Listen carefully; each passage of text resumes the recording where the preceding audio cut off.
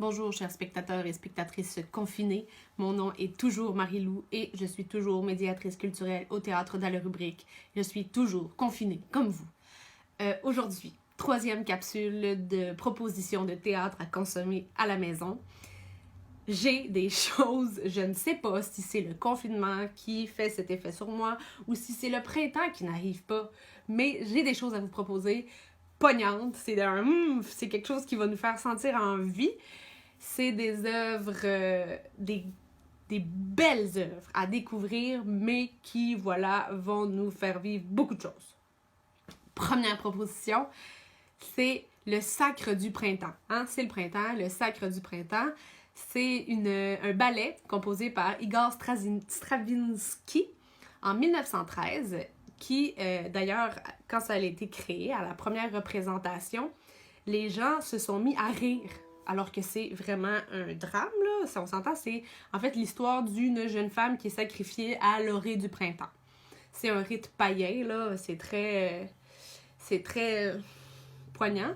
Donc les gens se sont mis à rire. Stravinsky était sans mots. Il est sorti de la salle. Il était fru. Puis les gens, là, ça riait tellement, il y avait tellement un chaos dans la salle que les danseurs n'entendaient même plus l'orchestre. Il fallait qu'il y ait quelqu'un en arrière, dans les coulisses, monté sur une chaise, qui lui criait des directions pour qu'ils sachent où c'est qu'ils sont rendus.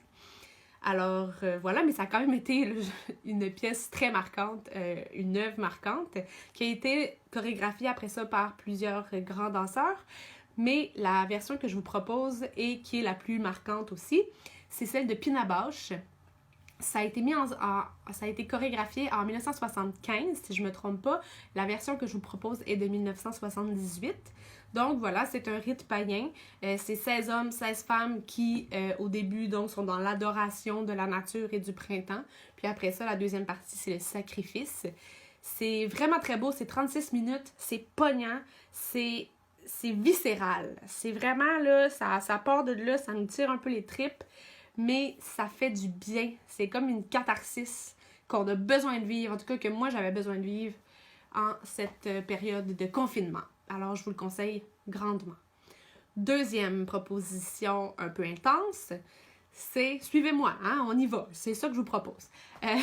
On y va avec, c'est un metteur en scène, un jeune metteur en scène français qu'on me fait découvrir l'année dernière et que j'adore, Thomas Joly, qui, lui, a mis en scène Henri VI de Shakespeare.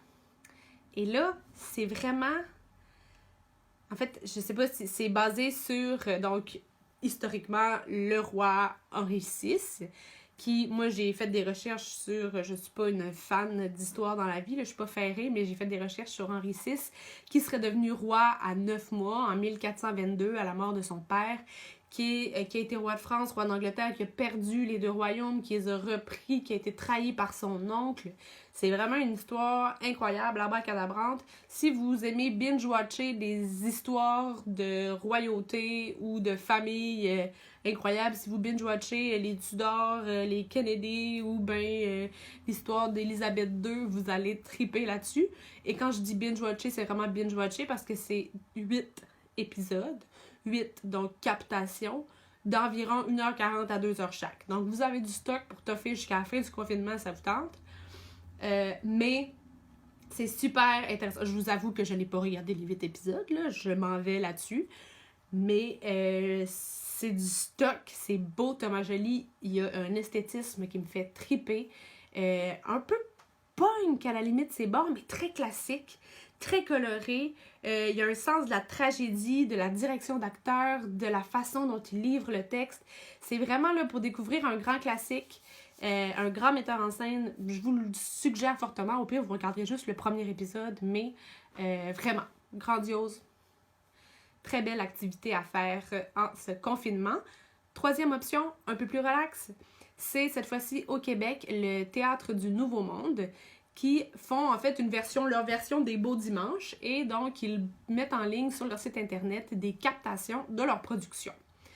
En ce moment, il y a 2 captations. Il y a une pièce d'Arthur Miller qui s'appelle Vue du pont, qui en fait raconte l'histoire d'une famille d'immigrants italiens illégaux aux États-Unis.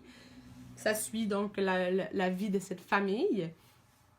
Et il y a aussi le Tartuffe de Molière, le Tartuffe qui est une pièce donc aussi emblématique, hein, qui a créé qui est une des plus grandes histoires une plus grande histoire de la censure de l'histoire du théâtre français, qui a été condamnée par les sphères religieuses quand ça a été monté pour la première fois en 1664 parce que ça mettait en scène un faux de veau à un homme de foi mesquin qui essayait de voler qui essayait de prendre la place du père de famille, de la famille dans laquelle il s'incruste. Donc voilà, évidemment, la sphère religieuse ne voulait pas de cette histoire. D'ailleurs, ça a été interdit de jouer en Nouvelle-France à l'époque. Et puis là, donc, ils reprennent cette pièce-là, le Théâtre du Nouveau Monde, mais ils transposent l'histoire en 1969 à Montréal. Donc, c'est le même texte, c'est vraiment le texte original de Molière, mais transféré dans une autre époque. Ça fonctionne. Ça fonctionne très bien, en fait, le niveau de langage qu'ils ont transposé. Le jeu est très naturel, très bon, alors on n'a pas de bug de langue. Les captations, ces deux captations-là sont très dynamiques, c'est très beau, c'est des belles distributions aussi, là. Il y a, entre autres, là, dans La Vue du Pont, il y a François Papineau, Maude Guérin, Paul Doucet. Pour le Tartuffe, il y a, entre autres, là, je l'ai-tu devant moi, Bruno Brière, Anne-Marie Cadieux. Donc, vraiment une belle distribution d'acteurs québécois à voir. Et voilà, c'est ça, les propositions que j'ai pour vous aujourd'hui. Et prenez soin de vous, on se retrouve bientôt!